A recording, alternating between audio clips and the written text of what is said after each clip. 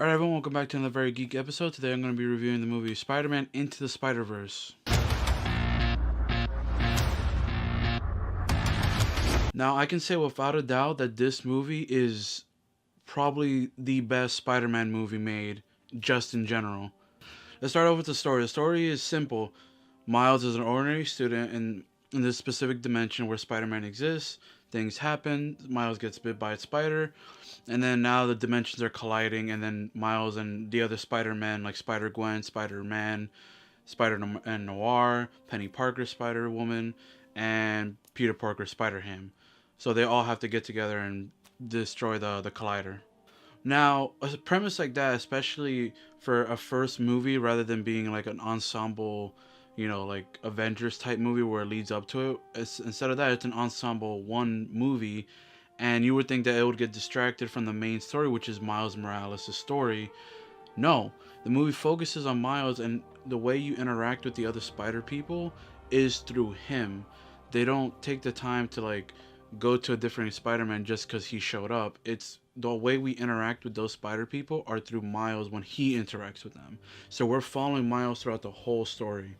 So it's not just, people getting their own clips and then watching Miles here and there. No, it's a Miles Morales story.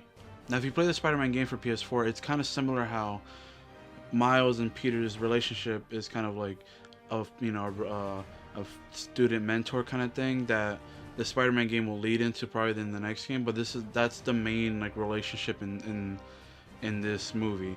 It's Peter and Miles and how they interact with each other and how they teach each other and the relationship that grows through from that. Now, characters that are side characters but are still very important and that I feel that got enough screen time to justify how important they are.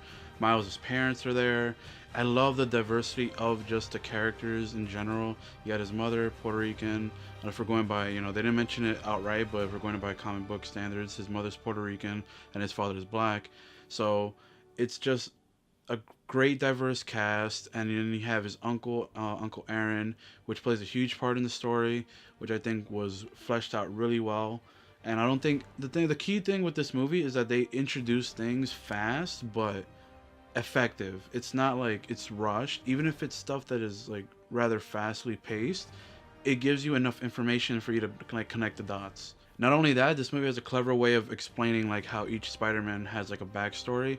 Like for example, Spider-Man, when he shows up, it's like you're watching. It's literally, this is how I'm gonna explain it. You're literally watching a comic book because of the art style and animation, how crazy it is, and how unique it is, and how it's a visual masterpiece in my opinion. It's if you're gonna go see it, at least see it for the animation and art. It is visually stunning. It's nothing like I've ever seen before, not even an anime or nothing. It's crazy how good this movie looks. Now back to the other characters were introduced. What I meant is like they use a comic book to introduce each like Spider-Man. So all they do is they run the movie back, and because how similar each origin is, they use that as a running joke and then use that to like kind of explain the story quick. So Peter, he goes like, oh well, you know my story pretty much, and like he pretty much like they just show Uncle Ben and it's like, well look, so they're it's there and we all know already, so there's no need for for the movie to explain to us, because the movie's smart enough to know that everyone knows Uncle Ben is dead, and he like you don't need to show it, we know.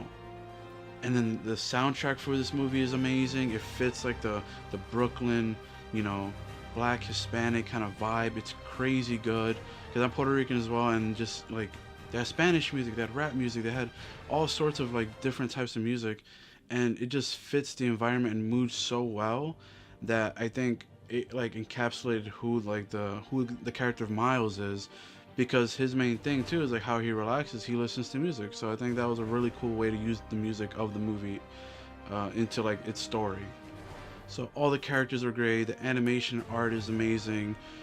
The villains themselves, they're also pretty good. They're not perfect, but I think they did a great job of making them developed and three-dimensional, quite literally, because the Kingpin is literally a wall. It's funny because they always exaggerate his size and how fat, but how strong he is. But in this movie, he's legit like a brick wall. Like if this is the frame, literally my head is the only thing you see of him. The rest is like blacked out because of his suit that he's wearing. So it's a little weird, it's a little crazy, but I think they developed the villain well enough and gave him motivation strong enough to like to make it not, so you don't have to get a really in-depth like 40-minute backstory for him. Like we get who he is. We get one scene, boom, we got his motivation. We didn't need too much for him. So I think the movie did an amazing job with their villains, and because there was multiple, and he was the main antagonist because he controlled the other ones. So that's why the other ones didn't really need any backstory. So to me personally, that the Kingpin is a great villain. So to wrap up this review, I'm gonna say an amazing story, amazing characters, amazing animation and art like you've never seen before, amazing villain, and just overall an amazing enthralling experience, an amazing cameo by Stan Lee, which is it was bittersweet, but it was such an amazing cameo. I actually almost like ended up tearing up and like almost crying because like it was such an amazing like cameo from him, in my opinion. And then they have a whole bunch of Easter eggs like in the spider layer. So if you're looking throughout this movie, there's tons of Easter eggs everywhere. So this movie is a must watch. You definitely should go. And oh, big thing, if you're watching it, make sure you still stay until after the after credits, like the main credits. Make sure you stay, because that is by far the best end credit scene in like the past 5 years. All Marvel movies, all DC movies included. It is hilarious. Which is one thing I almost forgot to say, is that this movie has an amazing sense of humor. So make sure you guys all go out and watch it. It's an amazing piece of film, not just animated, just one of the best films of the year, animated or not. It's just generally an amazing film. Go out and watch it. You won't be disappointed. Alright, that's going to wrap up another Very Geek episode. Make sure you guys leave a like and comment down below, and subscribe if you're new here. All my social media links will be down below, like my Instagram, Snapchat, Twitter, you name it. So I hope everyone goes out and watch it and support this movie, because it's an amazing film and it definitely deserves a sequel, if not an expanded universe, because all the characters shine throughout this movie. Spider-Gwen, Spider-Man Noir, everyone is just an amazing, like part of an amazing cast. Alright everyone, bye guys.